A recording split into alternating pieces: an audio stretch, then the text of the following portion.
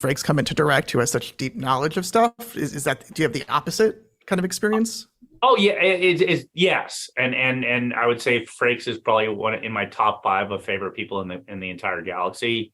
Working with him is just such not only his Star Trek knowledge, but he's just such a fun and talented person. You're like, whew, less stress this week. But even that, I remember having a thing with between Frakes and Terry going, okay, you're not doing the way you should be, and they're like, yeah, okay. I'm like, but you're not doing the way you should be, and they're like, okay. And I'm like, I'm gonna go away because you guys outranked me, but just so you know, if the fans say something, I'm pointing at you, Frakes.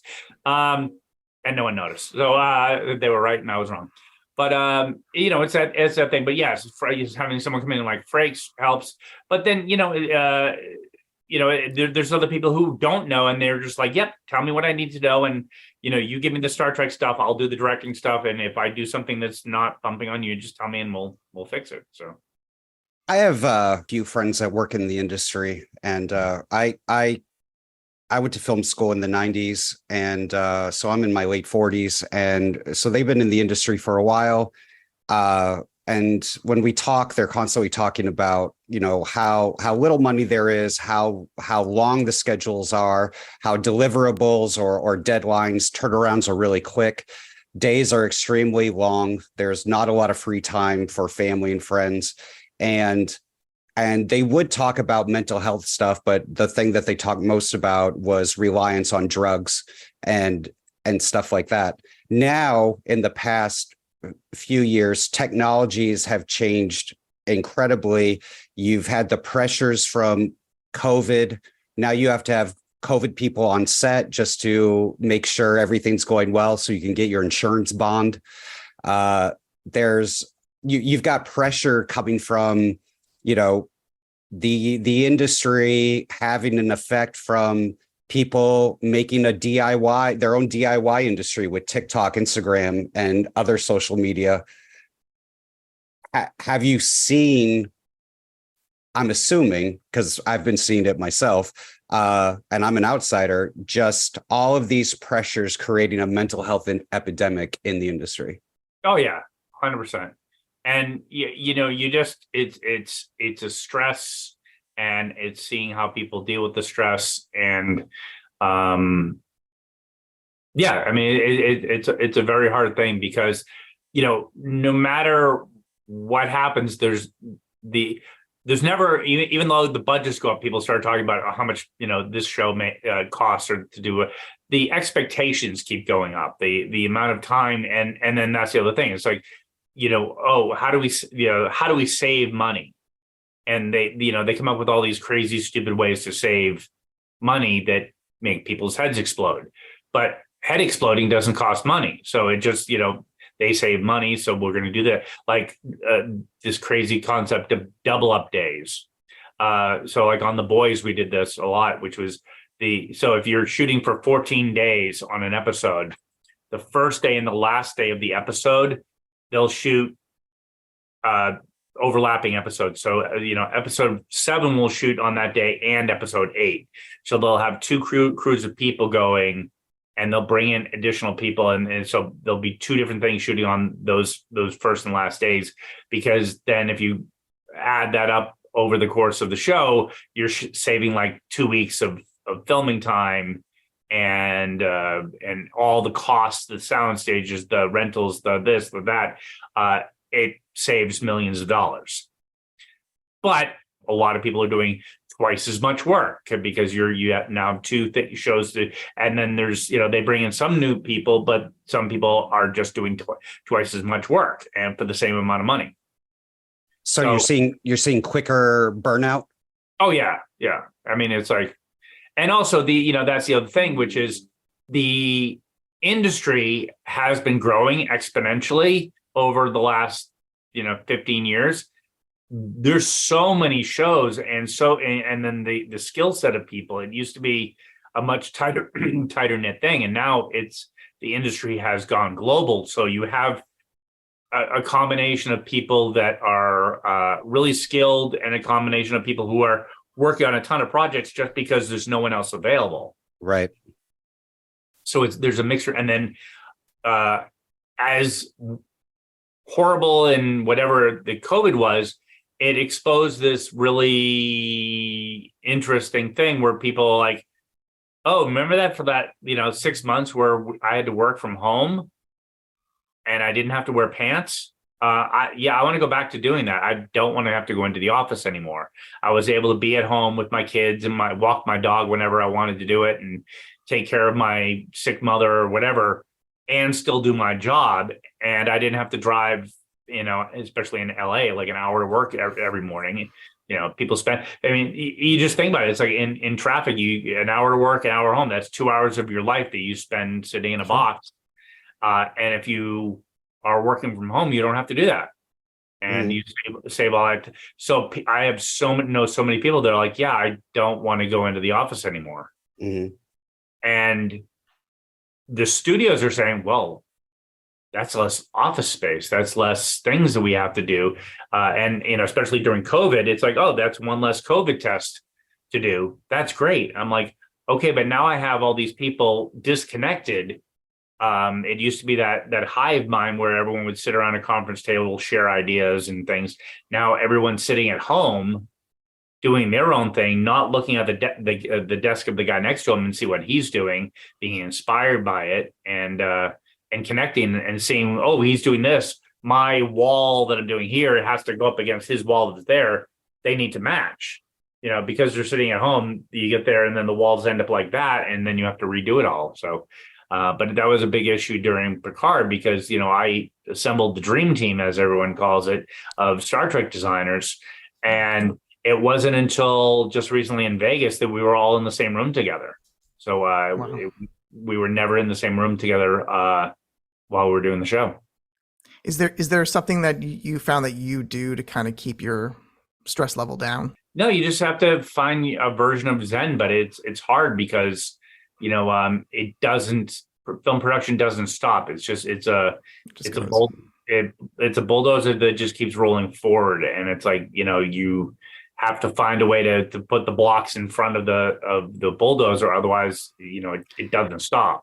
And keep those connections with your family, your friends, something, and try to do something like that. Yeah, I would say that I've lost most of my. No, I don't want to say lost, but it's like I'm not good friends with most of my people I was friends with 6 years ago, because I would say more like 8 years ago, but over the last 8 years, I'm constantly every 6 months on the road, and you're just like, you don't have the social, I used to play ice hockey, and you hang out with the guys after the game or everything.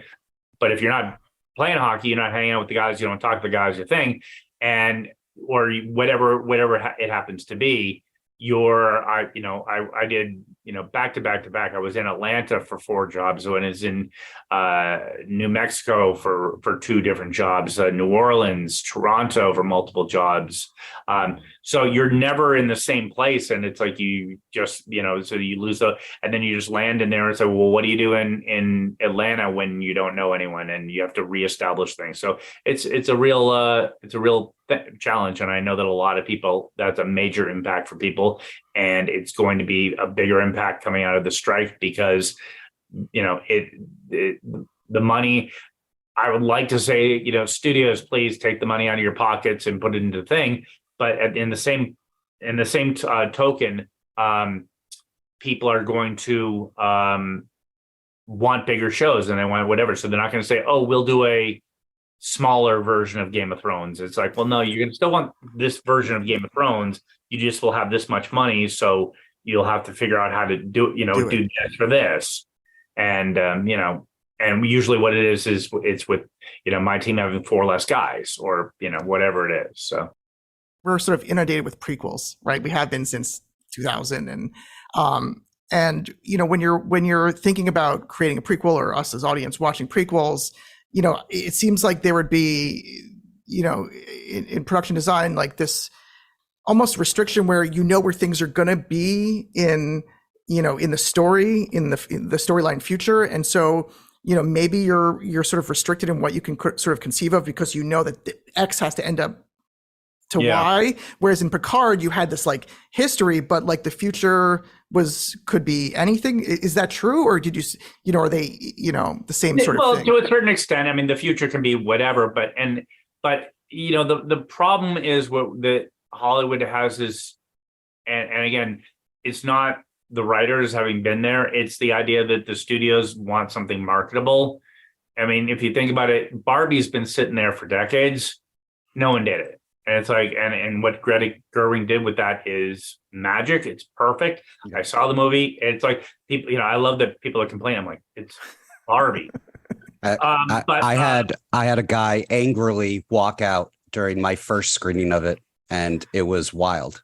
Yeah, I'm just like, okay. I'm like, but the problem is that, now that Barbie's come out, they're like, oh, well, let's do this. And it's like, nope, hire an artist like Greta Gerwig, like Terry Matalas, let them take the thing and do their thing with it. What we've run into doing is that, it's show business. And it used to be, as we saw in the 70s, and that Hollywood did not, the producers didn't really understand what they're doing. They got a bunch of creative people to go do crazy stuff.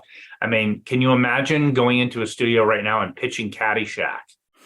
And it's like, or Ghostbusters, or Big Trouble in Little China. It's just any of these just bizarre things. But I just, for me, I'm like, I look at Caddyshack going, the person who wrote it was high. The person, everyone was high, including the people who approved to give them millions of dollars to do it.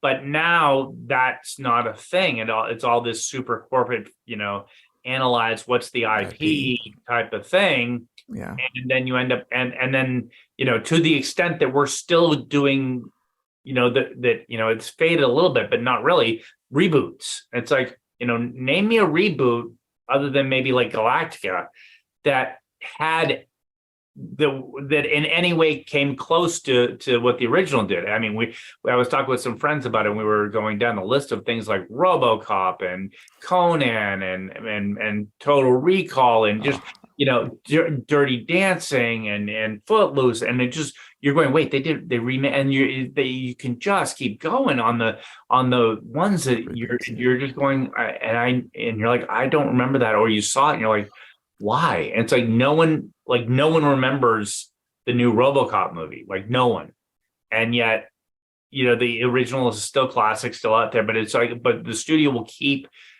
finding a way.